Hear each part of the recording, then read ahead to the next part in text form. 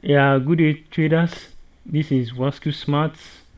Okay, today we'll be talking about reference points in institutional order flow. So, so you can just ask the question. You can be like, okay, so what is an institutional order flow? So, institutional order flows is the accumulation of orders awaiting at a specific price level. So, which means that if you are able to see an institutional order flow, then you'll be able to know where orders has been waiting for, where people are storing order to wait for orders, and you understand. So, but these are the key words on the key points in an institutional order flows.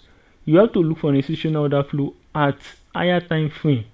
You don't look for institutional order flows at lower time frame like 5 minutes, 15 minutes, even 1 hour. I don't advise people to use 1 hour to look at institutional order flow.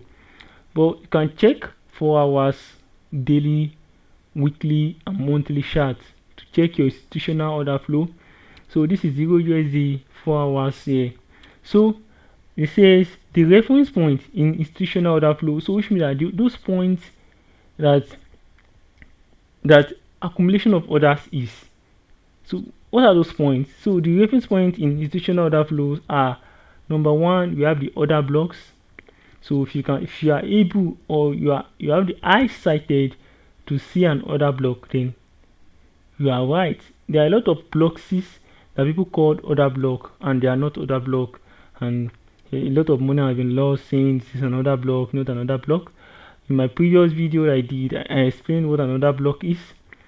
So today we'll be talking about order blocks, fair value gap, the liquidity pools or stop runs, and the equilibrium. Those are the places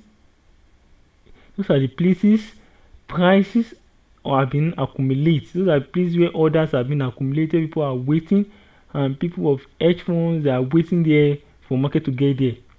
So those places, if you are able to see those things, and that's good, and you are one way to a good trading setup.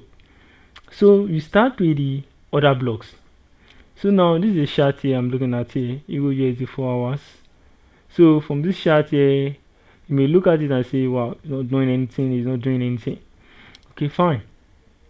Okay, for my definition of what order blocks is: number one, order blocks is, you have two types of order block. You have the bullish and the bearish order block. So the bullish order block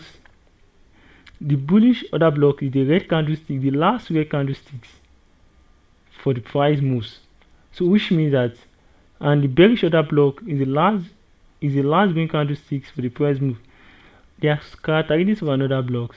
Another blocks must take out a liquidity. Another blocks must reverse a price.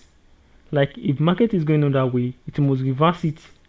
Another block must add a breakup market structure.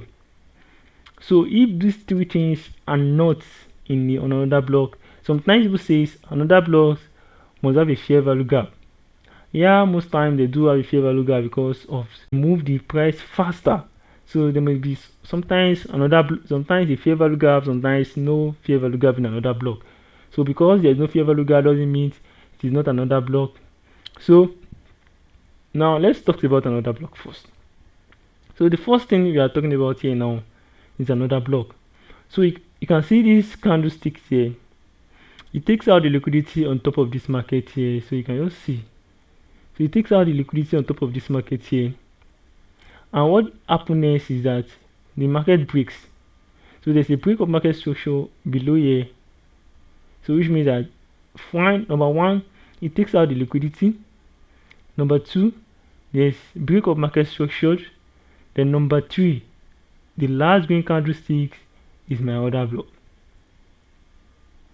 So anytime price enters inside it, you can just put it this way.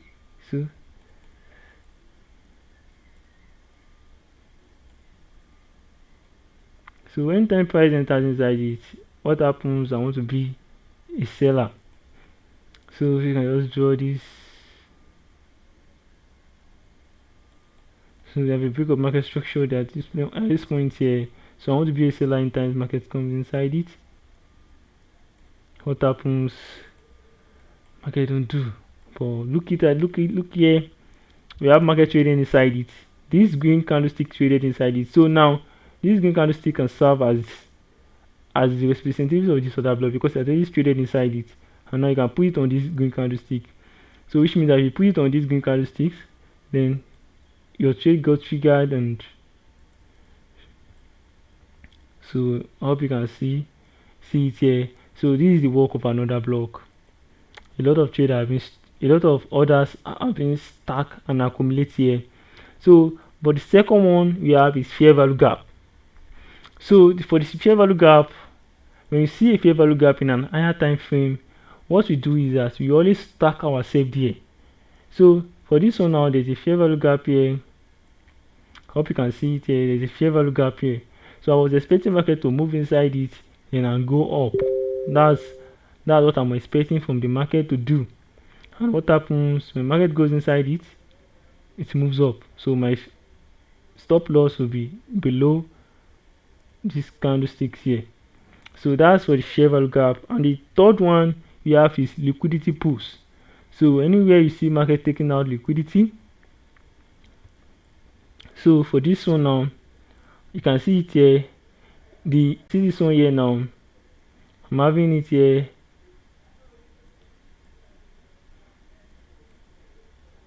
Okay. So this is the high of a week.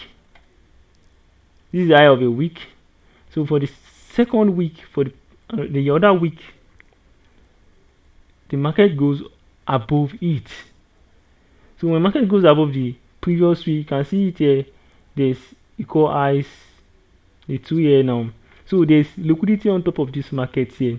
So if you see this one on a higher time frame, just know that okay, fine, I want to be a seller from this aspect because market is going to take out liquidity pools on top of this trade here. So when market goes above it, what happens? It reverses. But don't forget what I told you in my previous video. When you see a reference point in higher time frame, you know how to enter the trade from the lower time frame. The one I did on my previous video, how you are going to enter it. You go to your 15 minutes or your 5 minutes, wait for a change of characters, wait for your fair value gap or your order block, then you enter the trade. So don't just enter blindly because it goes above it and that's all. If it goes above it, then if it doesn't come back, you'll be on a lose. So just enter the 15 minutes or 5 minutes and check yourself. So the last one is equilibrium. So what equilibrium really means is that when you see a market swing on one direction and the market is now retracing, so just wait for your 50%, that's equilibrium, then the market will be at equilibrium at that time. So if the market is going down and you want to retrace, then when you get to 50%, then which means that, and it go above 50%, then which means that time the market is in premium. So I hope you understand now. So this is the market that goes down here now. You see now it breaks the structure there and it goes down. So when market wants to retrace, you want to see where the market will retrace and reach, just put your Fibonacci retracement. Don't count the wick. The wick is not the pricing for the banks. The wick is just the pricing for the retail traders. So the body is the important thing you have to count. So now this is a 50%. So if you enter here now, just put your stop loss above. That's all you can see. So that's the 4 reference points in institutional order flow. I'll be dropping the videos on it one by one, so how you can trade it and how you can see it, and that's all. So please don't forget to like, share and subscribe. Thank you.